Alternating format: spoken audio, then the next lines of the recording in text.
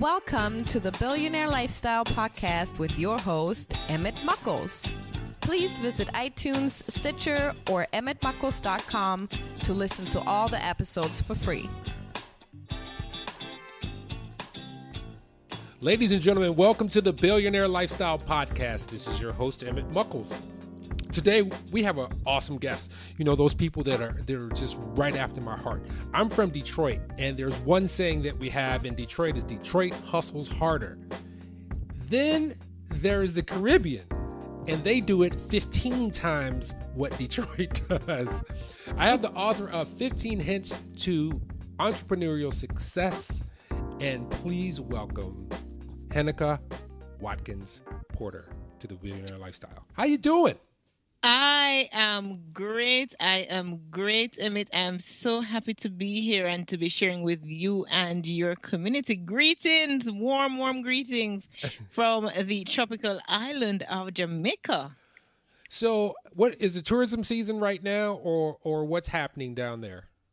Well, I mean, we have tourists all year round and stuff. Of course, the winter tourist season start way down in the year, but we are getting our visitors from all around the world coming in. So we have a lot of cruise ship passengers coming in.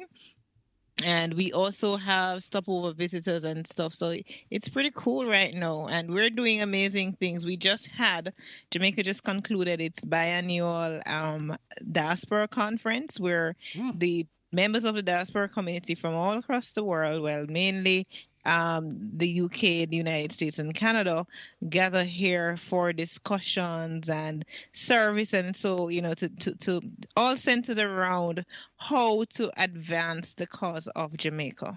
That is pretty sweet because there's a lot of history there. There's a lot of culture there, and there's an influx from all over the world, particularly Africa. But you can't go wrong when you come down to the Caribbean and Jamaica. Because I love it. I love it because I need to get me some conch soup. And yes. Oh, my goodness. You can't get it here on the mainland. You just can't get it. Yeah, unfortunately, huh? Come on down. Hey, that's why this is one of the things. This is part of the Billionaire Lifestyle is the fact that I want to reach out. And this is a situation that I had maybe 10 years ago where I said to God, there are some things I'd like to do. One of them was to have friends who live nowhere near my area code. Yeah, and that's it, because I found that the world has gotten so much smaller now. I'm connecting with people from, Australia, New Zealand, Singapore, Europe, parts of Africa. So it's amazing how small the world is. And I know what you mean. It's so rich and enlightening when you have connections all over the world, not just in your own backyard, That's absolutely true. But let's get to you. So you wrote this book, 15 Hints to Entrepreneurial Success. And correct. Most people say, I have a book in me, but I just don't know how to begin. I don't know what to start. What inspired you to come up with the title 15 Hints? I mean, that's very succinct in saying, here, I'm going to give you some action plans on what to do and for you to succeed in business for yourself. All right. So starting from the beginning, I remember in 2013, a friend of mine came to visit me when I had my store for Pato Apparel, when I had it in brick and mortar. And I've always wanted to do a book. It was one of the things that I affirmed quite regularly and wrote down, but somehow, Emmett, I just did not know where to start. or think I knew where to start. And then I was having this conversation with my friend and, I want to write a book. Where do I start? What do I write about and stuff? And she said, just start. So then we began to narrow down the niches and stuff. And okay, I've been talking a lot about sharing my entrepreneurial journey with other people and, persons who are desirous of becoming entrepreneurs. So it became quite easy for me to do that on that topic. And then the thought was, to whom much is given, much is expected. And I have been so richly blessed, I believe, with experience, not having, brought up in a setting where I have my parents were well to do, or, they were even around or anything like that. I had to find my way pretty much. And in finding my way through entrepreneurship, I had learned a lot. I've gained a lot of experience and exposure. And I just thought that I should pay that forward. And in paying it forward, I decided to come up with a book. No, it was kind of a psychological in terms of the title, in terms of the number for the title, because one of the things I know is that in a very strange way, odd numbers tend to stick better than even numbers. Yes, they do. Yes, they do. Yes. So it was one of that, that's the reason for the actual number. And then, I just thought, what are the things? There are so many other things I could have shared, but I guess volume 2 will happen. There you go. You have to start somewhere, and then life will dictate where you go from there. Exactly. Because one of the things, I first started was, it was going to be like an autobiography. That's where I wanted to go. And then like friends would say to me, but you're so young to be writing an autobiography. You know what I mean? You need some more experience in life. And it's like, you're just a baby. yeah, right? So I need a few more years under my belt, and then I can think autobiographical wise. So I started there. And since then I've published 2 other books, but this is the first one, and it's really business based. The other 2, one of them published last year, December, and that's a devotional. It's called Sermon Note, a 52-week devotional for quiet meditation. And then the third one, which was published, I think in March of this year, it's really a book of quotes, because quotes is one of the things that has gotten me through many rough times and down times. When you're in that moment and you need to hear a word, you need some inspiration. Quotes have a way of just doing that to me and, providing me with another perspective. So, yeah. Very good. Very good. Now, you are more than just a writer now, because Yes. you are a serial entrepreneur, a podcaster, author, speaker, and fashion designer. What was the transition where you were probably working a 9 to 5 and you were like, ugh? Yeah. So I remember. So my idea to start my business started in 2007, August 7, 2007 to be exact. And having, belabored what it is I would actually do in business, because I've always wanted to do one, it eventually came on that particular morning. And long and short of the story is that I decided I was going to start a clothing line, which is pretty much based on the culture of Jamaica. So in the aspect of a language, so using the Jamaican language and putting interpretation in English on the clothing and so on. That's how we started 10 years ago. And then, while I was there, I was doing it part-time. And as I grew more into doing the things for the business, because I did it part-time for a long time, for a couple of years. And as I, went more and deeper into doing the business, I recognized that I started falling out of love with my 9 to 5. Granted, I was grateful that I had a job, but somehow deep inside, I just knew that life for me was so much more than just getting up, going to work and doing a 9 to 5. No, like I said, I was grateful for it, but it wasn't giving me the fulfillment that I want. So having started my business, getting the traction, getting the media attention, getting the support from stores and so on and so forth, after a while, I really decided it's time for me to quit this job, But of course, I agonized over it for some time, Emmett, because I was into the false security, or lured into the false security of, okay, there is paid vacation, there is sick leave, there is, subsidized lunch and stuff.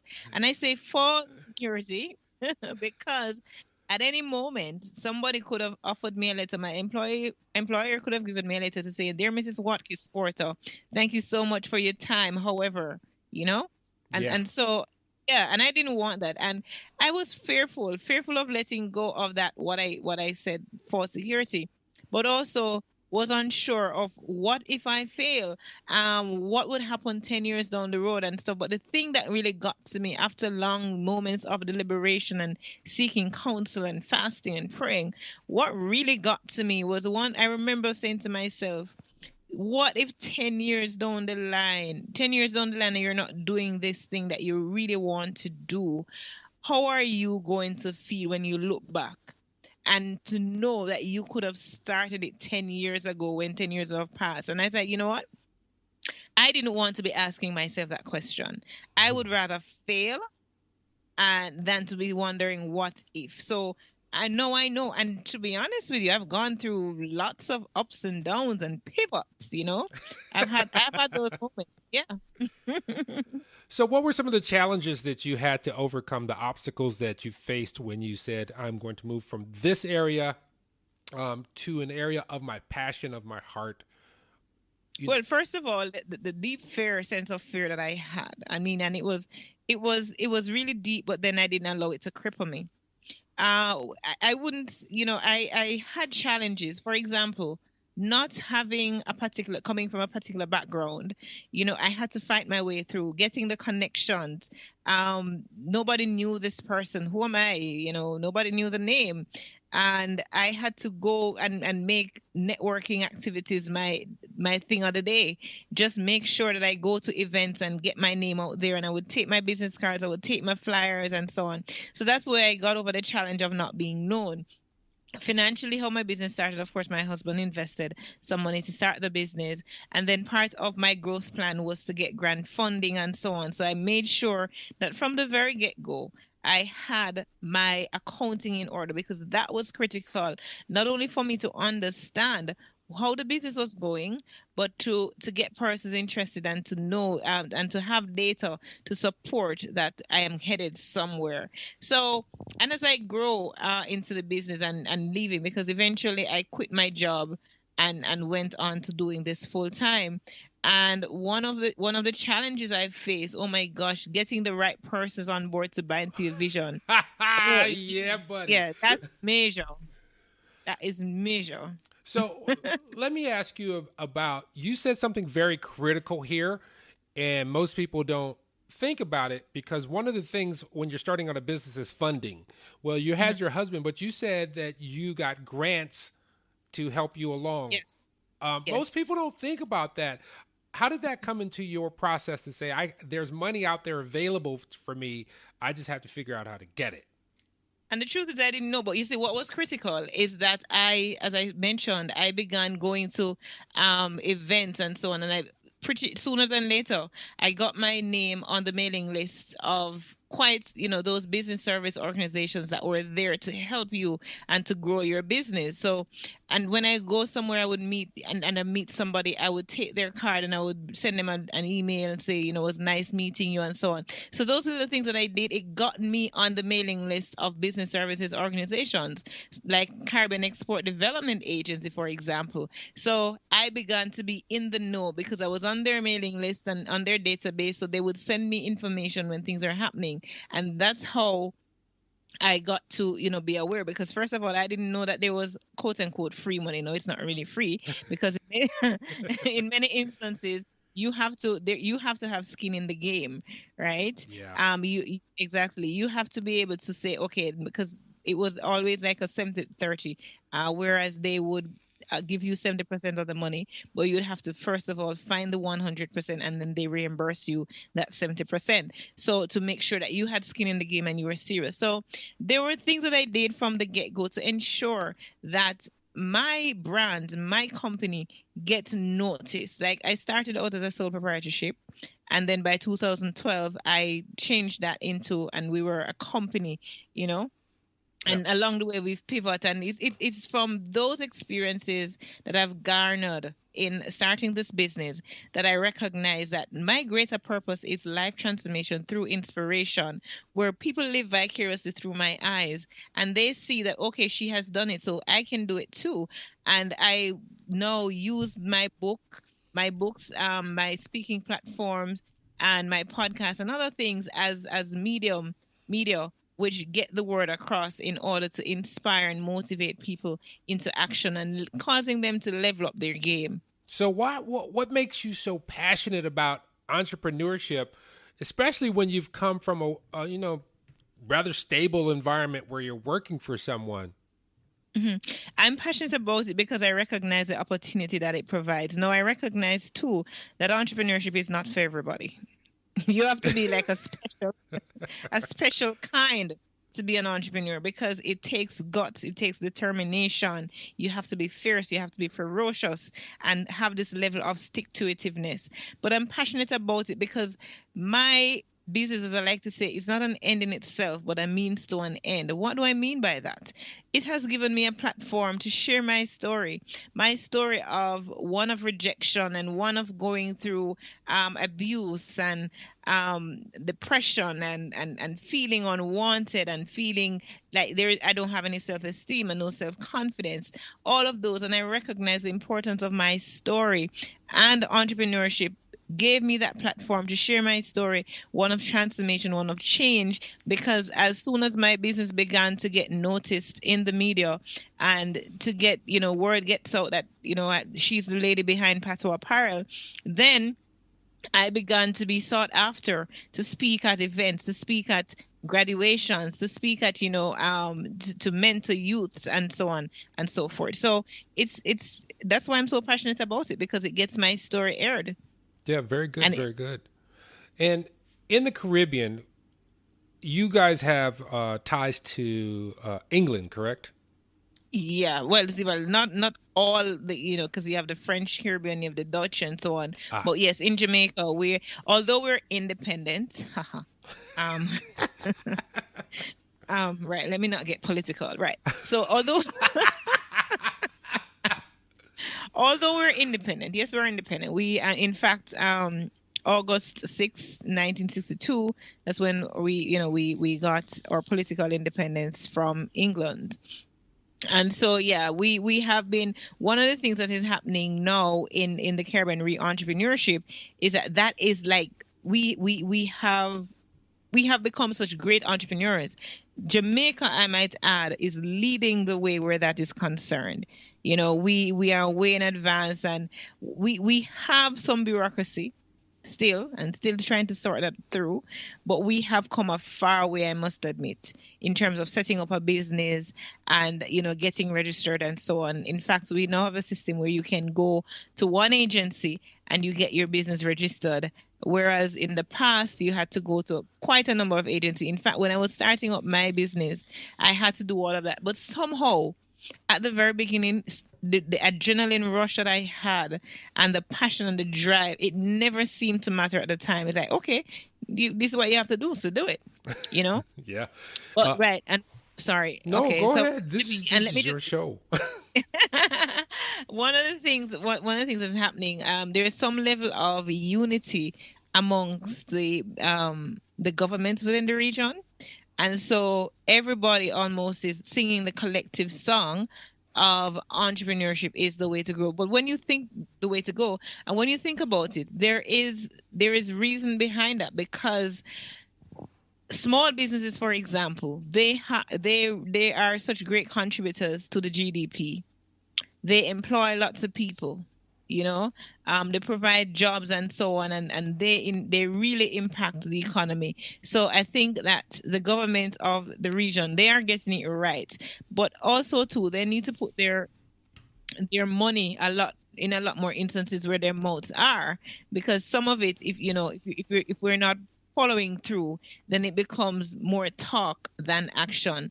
But I believe that they're on the right path, encouraging entrepreneurship. We have a lot of startup, Pitch It and so on, Pitch It Caribbean going on. I know that especially in the area of tech, or Ingrid Riley that we have here, she's one of our leaders or trailblazers in the tech field, and she's doing an amazing job. Also, the Branson Center of Entrepreneurship Caribbean, of course, spearheaded by Richard Branson and the Virgin Group. Of course, I am one of the entrepreneurs, and we have an amazing bunch of entrepreneurs coming out of that center. So we are on the right path. We have a lot of room for improvement. In some instances, very laid back, and there are things that we need to get right. But there are people who are creating waves here. And of course, I'm also making sure that I add to that wave creation as well. Good.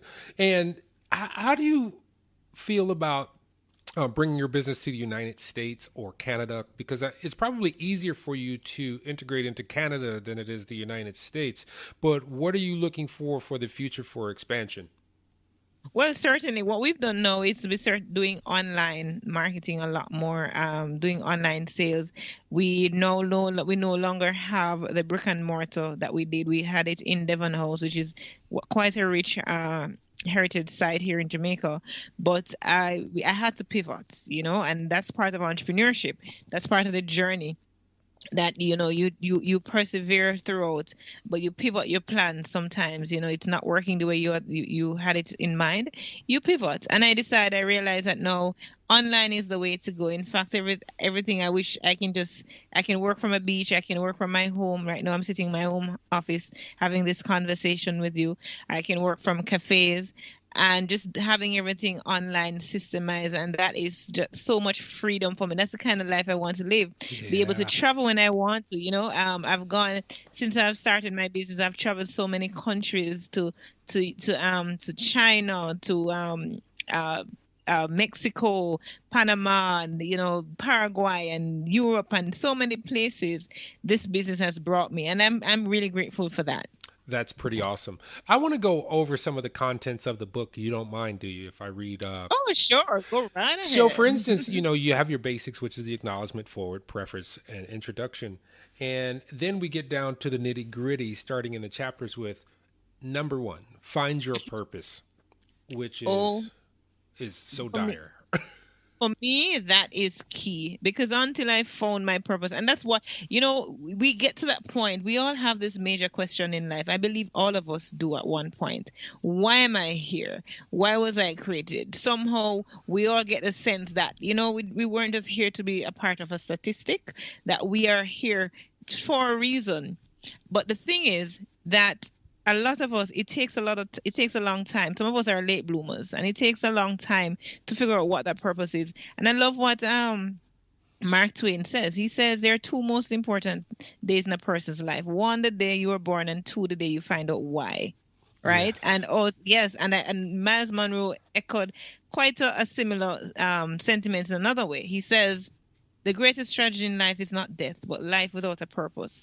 So I knew, and somehow I began to even do my research, and my own, there was something inside of me that was questioning, why was I here? And when I found that it was entrepreneurship, I have many questions, and searching, and scratching of head, and deliberation, and and all of that, I found my purpose. And like I said earlier, that although I have the business, the Patois Apparel, it's not an end in itself. It's a means to an end, because my greater purpose, as I also mentioned before, is life transformation through inspiration. Now, how do I do that? How do I accomplish that? Through the various things that I do, like writing this book that I can share, that I have gone through. This is what I learned, right? And this is it. These are some of the things that I can share with you from my experience. And like I said, we all go through that. Steve Jobs himself, he says, of course, dearly beloved, for the past 33 years, I have looked myself in the mirror every morning, and he asked himself, if today were the last day of my life, would I want to do what I'm about to do today? And he says, whenever the answer has been no for too many days in a row, he knew that he needed to change something. And that happened to me one morning when I had a meltdown. I was going to work, right? You laugh. It's true. No, we all have those meltdowns. Can I tell you? I was supposed to go to a radio station to do an interview, but then this producer who was producing the program didn't recognize that another producer had me on the week before. So in the early wee of the morning, when I was getting ready to go, she called me and was like, no, I understand that you were here last week. You can't be here again. And so I'm like, oh my God. And then I have to go into my bed and then get up a little later, because it was too early to start getting to go to work. So I went back to bed, and then having to get up a little later to go to work now. And I turned to my husband and I was like, is this what life is about? Just getting up and going to work, to a job that, although I am grateful that I have it, it's not fulfilling. I'm not enjoying it. And so that morning, I remember, Emmett, riding to work, I picked up a friend, gave him a ride on the way as well. And while I'm talking, it's like I'm talking to him, I'm talking to God, I'm talking to myself, and I'm bawling. Like, And I'm saying, no, this is not, I am not happy about this. And so that's when my deliberation, my deep deliberation, because I was deliberating before that, that's when it came to me that no, you really have to quit this job and start doing what you really need to be doing. And there are so many backstories to that, but in a nutshell, that's what it was.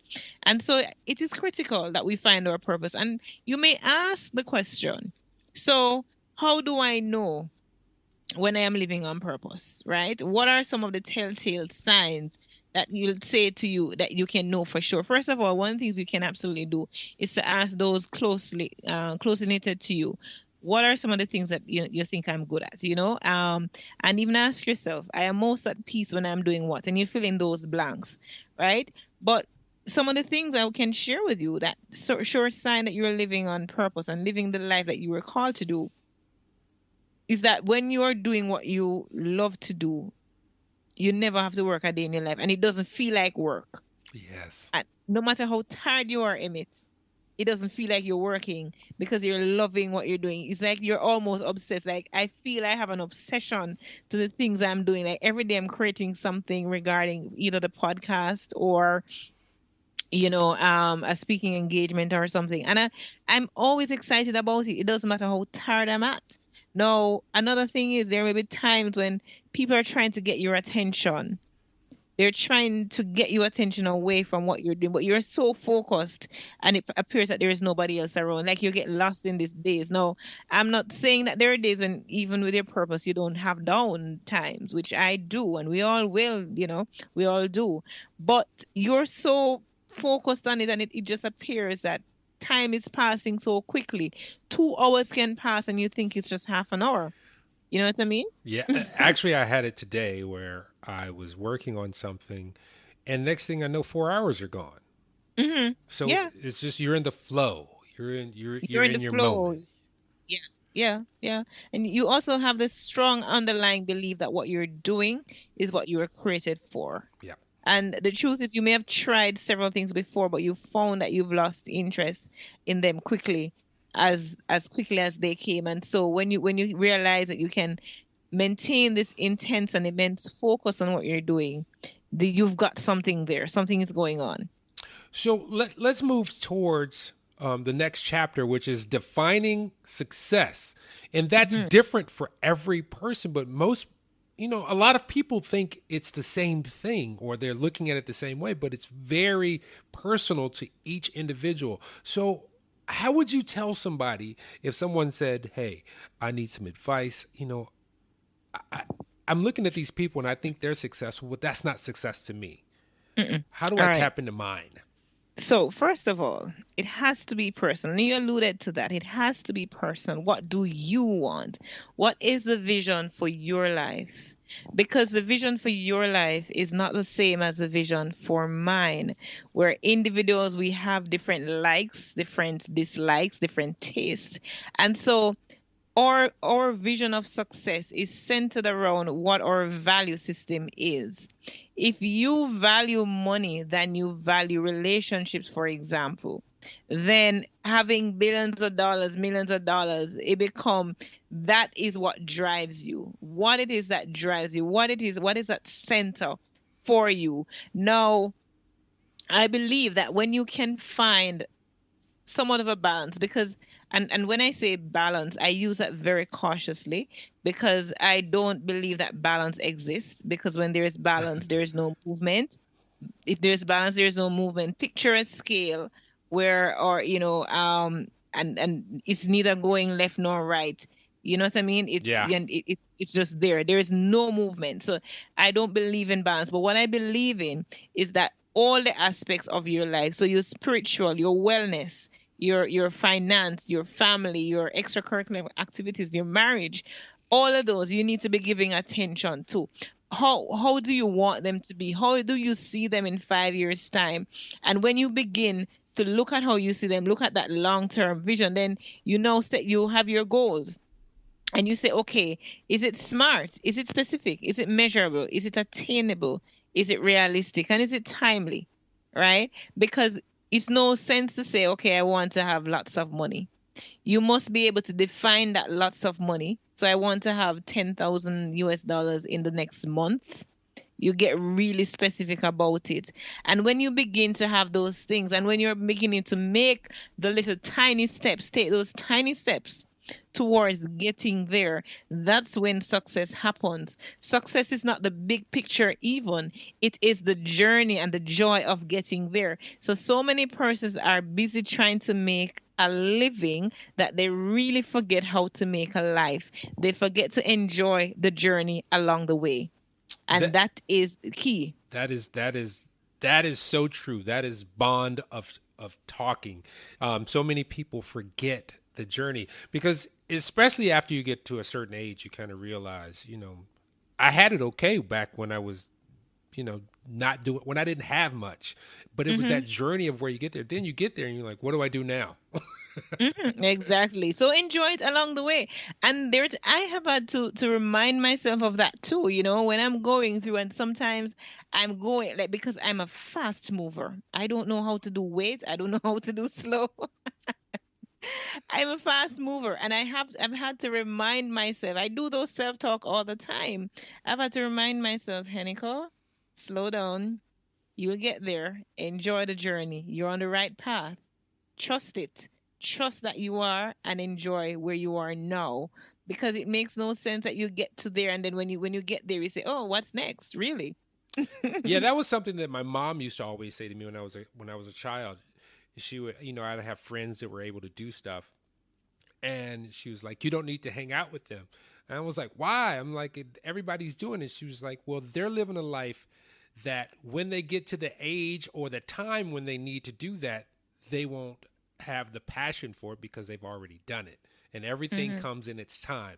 So let's move forward. So I'm going to run through these kind of quickly, and then Sure. I have some other questions for you. So we've talked about defining success. One big one is evicting fear. OMG. OMG. Listen, that word, that four-letter word, that small word, false expectations appearing real. It's like a paper tiger. No, you have two choices. You can face everything and rise, right? Or you can forget everything and run.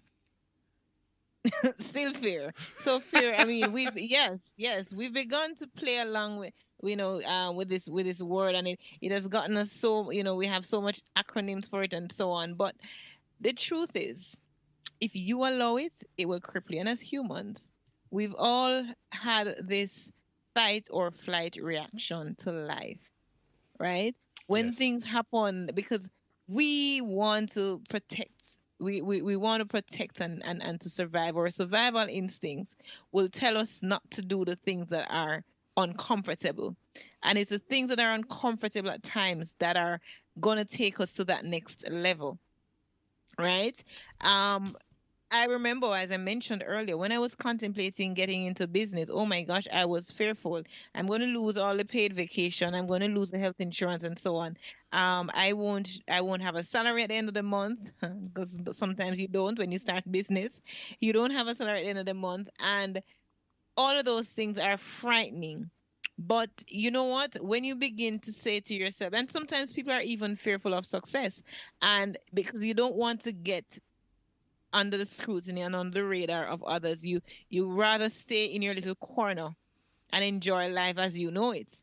You don't want to step out and be all that you can be. And it doesn't have to be business. It Yeah. can be writing a book, oh my gosh, I'm going to put myself on the line. They're going to criticize my grammar. They're going to, criticize my writing style. Or it can be starting a podcast. Oh, I don't know anything about the technology. I didn't know anything about the technology when I decided to start a podcast, but I have one now, and it's all in over 60 countries, and I just started in March of this year. Oh, pretty So good. Very good. thank you very much. So, and one of the things I like to talk about is every time I speak, almost every time I speak, I quote Marianne Williamson. So I had to have her in my book. And she says, our deepest fear is not that we are inadequate. Our deepest fear is that we're powerful beyond measure. It is our light, not our darkness, that most frightens us. And that's just a short part of it. But yes, fear will get to us. But we must recognize that less than 10% of the things that we fear actually do happen. And the ones that do, I believe it, they happen as a result of self-fulfilling prophecy. Law of attraction, what you think about, that's what manifests. So we need not fear. We just need to just recognize the reason for fear and acknowledge and then move forward. Very good. And how did your family play into this? When you decided to venture on, did you have a great level of support, or did you have some naysayers? What was your experience? Well, my husband for sure, he was a great supporter and still is. Provided first funding. Of course, everybody in my family, they had to buy their first T-shirt. I didn't give them any. My mother, my that, mother, of course, yeah. that is a good business person. Oh yeah, oh yeah. My mother, of course, she avidly supports this business, and she never ever wants to get T-shirts. I will give her, of course, but she never ever wants to get T-shirts. She's always buying, and I really admire that about my mother. And she's always so supportive of this business. My other family members, everybody's doing their own thing and stuff like that, and trying to make it on their own and things. But I know for sure my mother and my husband, two biggest supporters. Good. Hey, that is very important for people to have. Even if you don't have it, you just have to have it for yourself. But it's very good to have the extra support for those moments where, life can get to you. Or when you're trying, you can just have a setback that could be just a trigger that just makes you go, ah, and somebody's there just, I have your back. They have their hand in the middle of your back and say, you don't have to worry about falling because we have you. So that's a really good item. If you had one thing that you could just talk about of your philosophy, and they said you could have one topic, this is all you can speak about, what is that? Well, to be honest with you, there are two topics that if you wake me up in the middle of the night, or two words, ask me to give you two words. I'm going to give you entrepreneurship, and I'm going to give you purpose. Right. And it's so interesting that the other day, I was asked by the Jamaica Business Development Corporation here, they foster businesses and so on here, to give a presentation at their 10th anniversary expo. And when I did that, when they asked me to speak on those two together, I'm like, how did you know that you need to combine these two? Because it's perfect. Because I believe, there is so much potential. And even if you're not an entrepreneur, cut out to be an entrepreneur, you can be quite entrepreneurial without being an entrepreneur, because we need, as entrepreneurs, we need persons to support us. But above and beyond everything else, Emmett, for me, it's purpose. Because I believe that settles everything. When you know your purpose, you know how to stay in your own lane. You don't need to look at what other people are doing. I Yeah. I have to tell you, because this is one of my favorite sayings. And I said it today to someone. I said, what is the number one rule in running a race? And this guy says, show up. I'm like, yeah, that's a good one. I'm like, but there's another rule.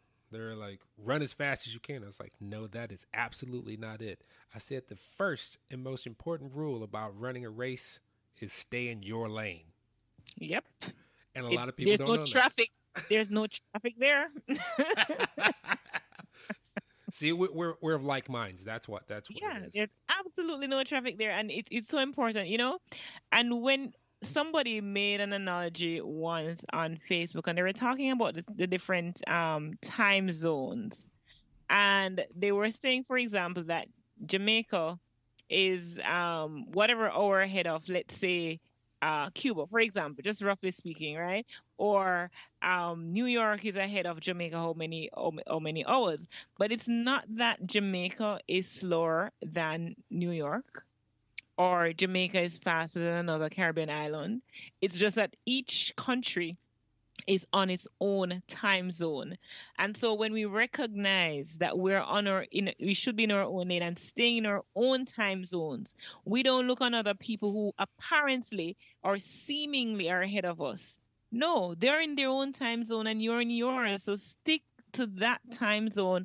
function accordingly. And when you do that, you'll be surprised at the level of peace that you accomplish by simply doing that and being alert and aware of that fact. That's so true. When you relate to your peers in the Caribbean, what is the overall landscape? And I'm not just talking about Jamaica, but I'm talking about Turks and Caicos. I'm talking about Aruba, all the islands that are down there. Do you guys intermingle with business, or is it just a local situation with being inspired for entrepreneurship in Jamaica? What's that landscape like?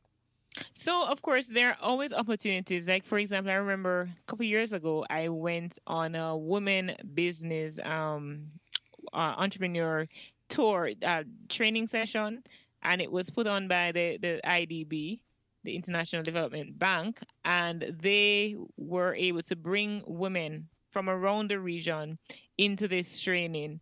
And it's amazing when you get together, when women get together, because sometimes you hear the thing that, women can't work with each other and da da da, da, all of that. But when women get together and begin to share their stories, share our stories, we recognize that in as much as we seem different, we are so much more alike than we are different.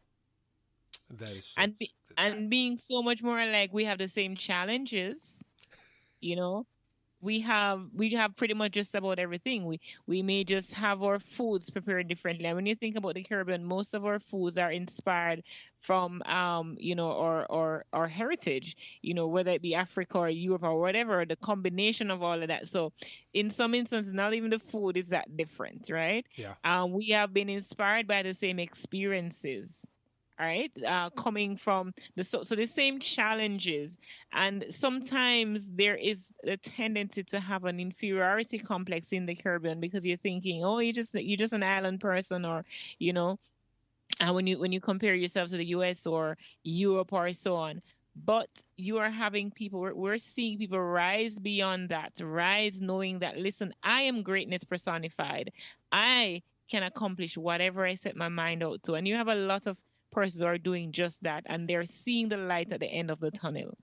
I would think that coming from Jamaica, because Jamaica has such an influence on the United States, particularly like New York and Florida, and no matter where you go, particularly if it's a neighborhood of color, there's going to be a Jamaican restaurant.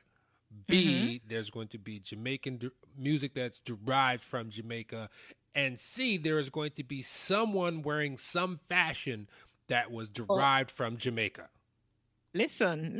I mean, you're touching my spot there. No, culturally, when I looked at the survey, I mean, the statistics, we are Jamaica, that is 0.004% of the entire world's population, right? Yes. 0.004.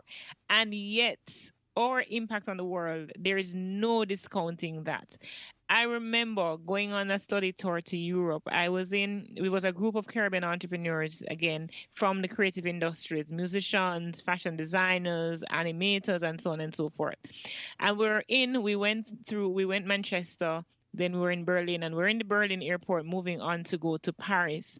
And as a group of us, as creative industry people, one of the musicians from St. Vincent, he began to play Bob Marley's song on his guitar. And while he was doing that, I started to sing. But then there was a couple out of Romania, Caucasian couple out of Romania. The one half of that couple knew absolutely no English. However, was singing every single word of the Bob Marley song. When we were finished, because I was singing a lot louder than everybody else, apparently I was. We all got this resounding applause, and like everybody was frozen in time, captivated by us. And I'm like, oh my gosh, just look at that. That was in 2012. And it's an experience, Emmett, that I will never forget. Yeah, that's beautiful. Mm-hmm. So what else are you doing to inspire your community and other projects that you have in the works? All right. Quite a number of them, actually, because all of them are so tied to this one purpose of life transformation through inspiration. So, of course, you mentioned the book, 15 Hints to Entrepreneurial Success and Others. And I'm doing speaking engagements as well. So if anybody want to book me for speaking, go to CaribbeanSpeakersInc.com and you can book me for anywhere in the world and I'm available. So that's one of the things. And also on my website, you can also book me on my website as well, HenekaWatkisporter.com. I'm doing those speaking, I'm doing podcasting, the Entrepreneurial You. It's doing so well, where I take global high impact entrepreneurs from from around the world, and they're inspiring my community of peak performers every single week. So we've had people like John Lee Dumas, we've had JV Crum. Pretty soon you're going to be airing Amy Porterfield, Chris Ducker, and so on and so forth. So there's a host of persons, Michael Pryor of Trello, host of persons that we're bringing onto the show, and coming out of that, because there's a lot of spin-off from that, Emmett. For example, I'm working on the Entrepreneurial You virtual SME conference and expo, where I'm bringing together all these global high impact speakers, and over 4 days, 16 of us will inspire the pants and shirts off you, right, and cause you to level up your game.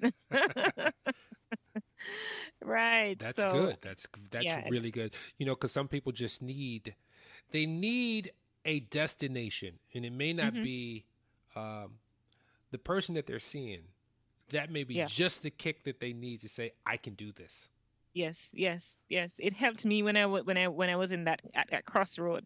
I needed. I turned to books. I turned to motivators. It was a host of people and also things that helped me. The YouTube videos and so on and so forth. And reading of books, of course, is very critical. And all of that is actually available. All of what I just mentioned is available on HenekaWatkisporter.com. So that's HENE. Let's go through all of that. Let's go through every way, purpose, any that you have that someone can find out what's going on in your world. Okay, so you can find me HenekaWatkisporter.com. That's HenekaWatkisporter.com. And you find my podcast. You get books and other resources that are inspiring. My blog is there where I post frequently on entrepreneurship topics, and also Heneka_Watkis_Porter on Instagram. On Twitter, if you look for Heneka Watkis Porter, you'll find me. My handle is at the Entrepreneurship, TheEntrepreneur, and that's on the Patwa side. I mean, the Heneka Watkis Porter side. Also on Facebook, it's Heneka Watkis Porter. Now, for Patwa Apparel, it's patwaapparel.com, PATWAAPPAREL.com. On Instagram, it's Patwa Apparel.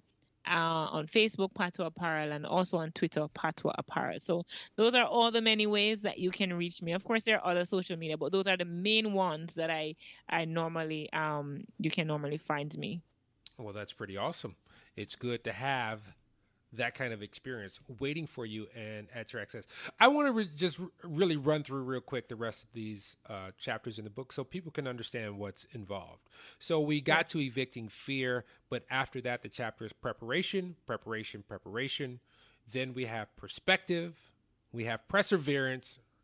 We have getting and staying motivated. Being a river and not a reservoir. I want to come back to that one. Reliability, customer service, marketing, financials. Here's a big one: intellectual property, negotiation, and planning. Now, I want to go back to being a river and not a reservoir. Can you just briefly touch on that? The value of a man resides in what he gives and not in what he's capable of receiving. The great Albert Einstein said that. And I also believe in the principle, which I mentioned earlier, that, to whom much is given, much is expected. And when you give, it will come back to you, full measure, pressed down, shaken together and running over, right? Yeah. And so the concept of a reservoir is that it is always, it is stored. Whereas a river, it is always flowing. And the idea is to give. The more you give, the more it comes back. And you may say, oh, but I don't have resources to give. Oh, but you have some time that you can give to a child that needs some extra motivation and needs some guidance. You have the time, you have talent, you can teach somebody something, you can share an inspiring word with somebody. And of course, it's okay to give of your resources too, your tangible resources, because it comes right back. The more you give, it somehow, I don't understand how the universe works, but somehow the more you give is the more it comes right back to you. And we're all placed on this earth, I believe, to serve others, not to serve ourselves. And the irony is, I get so much satisfaction when I'm serving others, much more than when I'm serving myself. There's a level of gratification I get. I cannot explain it, Emmett, that when I'm giving, when I'm serving others, I feel so much more fulfilled than when I'm serving myself. That's so poignant. You need to say it again. Say it one more time. Yes, when I'm giving, when I'm serving others, I get so much more gratification than when I'm serving myself. Yes, it's good to serve yourself, but we must always have something bigger than ourselves, bigger outside of us, that gives us that joy. Because the paradox is you're supposed to be giving and you're supposed to be helping others, but when you do that, it somehow turns around and you feel even more blessed than the person that you've helped. And that has happened to me all the time. Very good. Are there any action items? If someone was in an elevator with you and they said, what can I do to change my life? How can I be inspired? What would you tell them? Look at where you are now versus where you want to go.